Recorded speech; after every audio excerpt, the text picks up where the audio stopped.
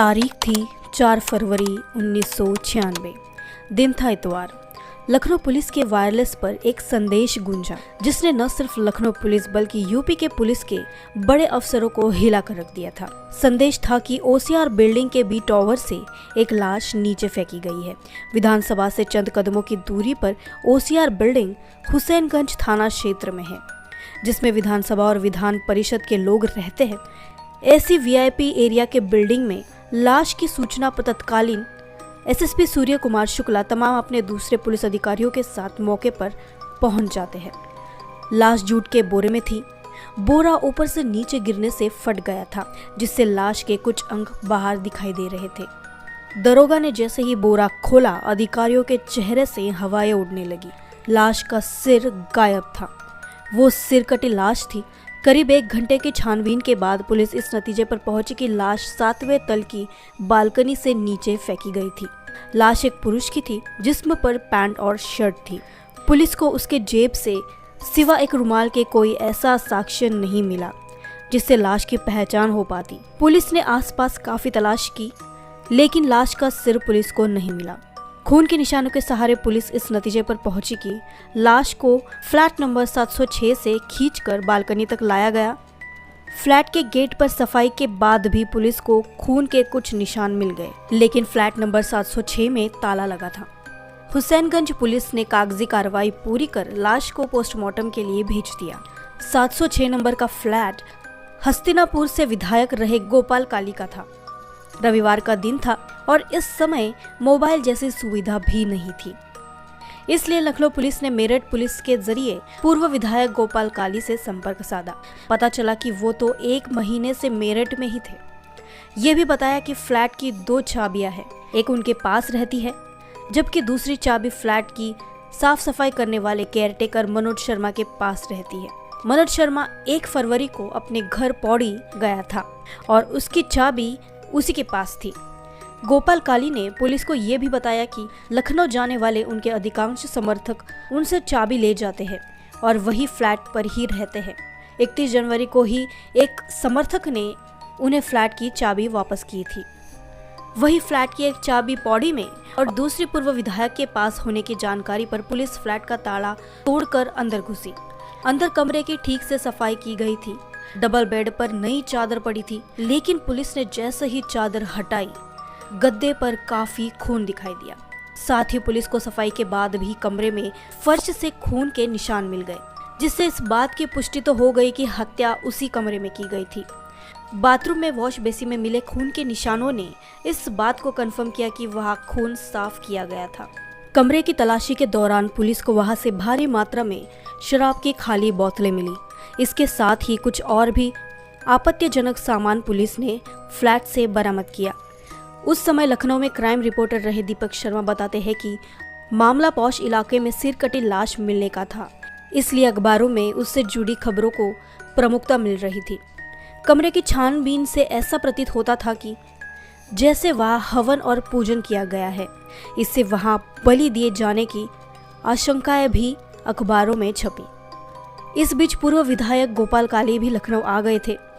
वही पुलिस ने लाश की पहचान के लिए उन्हें लाश की फोटो और कपड़े भी दिखाए, लेकिन वो पहचान नहीं कर सके। हाँ, उन्होंने ये जरूर स्वीकार किया कि लाश की जेब से मिला रुमाल उनका है। इस तरह घटना के 5 दिन बीत गए और 5 दिन बाद भी पुलिस की तफ्तीश वही खड़ी थी जहाँ से शुरू हुई थी। 6ठे दिन यानी 10 फरवरी को लाश की पहचान के रूप में पुलिस को बड़ी सफलता मिली। लाश की पहचान सरकारी कर्मचारी मदन पाल के रूप में हुई। गोपाल काली ने बताया कि मदन पाल सचिवालय में नौकरी करता था, साथ ही उनके क्षेत्र से जुड़े काम वही करता था। जब वह लखनऊ में नहीं होता था तो भी वो काम के लिए अपने समर्थक को मदन पाल के पास पत्र लिखकर भेज देता था। फ्लैट पूर्व विधायक हो चुके गोपाल काली के नाम किया था। वही गोपाल काली पहले ही दिन से शक के दायरे में थे। उन पर शक उस समय और ज्यादा गहरा हो गया जब लाश की जेब से बरामद रुमाल को उन्होंने अपना बताया। गोपाल काली अभी भी जीवित है। समाचार पत्रों के साथ पुलिस की शक की सुई लगातार उन पर और उनके एक विधायक मित्र पर, जो कि बाद में एक राज्य के मुख्यमंत्री और केंद्र के भी मंत्री हुए, उन पर थी। रोज अखबारों में उन दोनों को लेकर खबरें छप रही थी।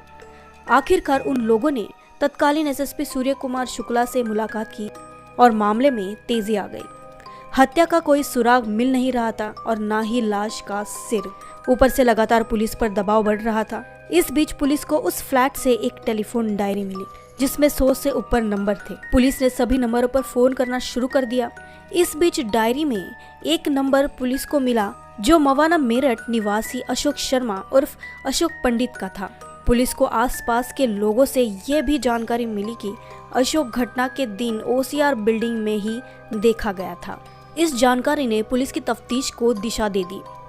पुलिस की एक टीम मवाना पहुंची और अशोक पंडित से पूछताछ शुरू की।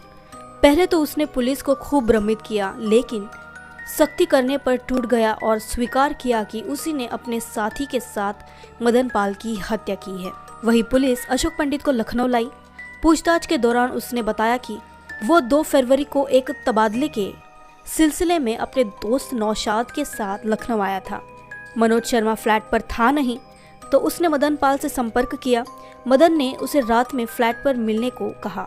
चाबी न होने पर मदन ने कहा कि उसने चाबी बनवा रखी है। रात में तीनों ने फ्लैट में खूब शराब पी। इस दौरान अशोक शर्मा ने मदन पाल को दलाल कह दिया, जिस पर मदन ने उसे थप्पड़ मारा। इसके बाद अशोक और नौशाद ने सब्जी काटने वाले चाकू से उस पर कई हमले किए, जिससे मदन की मौत हो गई। हुसैनगंज बाजार से उन दोनों ने एक बड़ा बोरा और चाकू खरीदा। फ्लैट पर आकर मदन पाल का सिर धड़ से अलग किया और उसका धड़ बोरे में बांध दिया। सिर और चाकू बेड की चादर में बांधा और रात होने का इंतजार करने लगे। रात में वो बोरा खींचकर बालकनी तक ले गए और उसे नीचे फेंक दिया। इसके साथ ही सिर और चाकू चादर में लिपटा लेकर वो फ्लैट बंद कर निकल गए। नौशाद केसरबाग बस अड्डे से मेरठ चला गया और अशोक ओसीआर से पैदल चारबाग पहुंचा।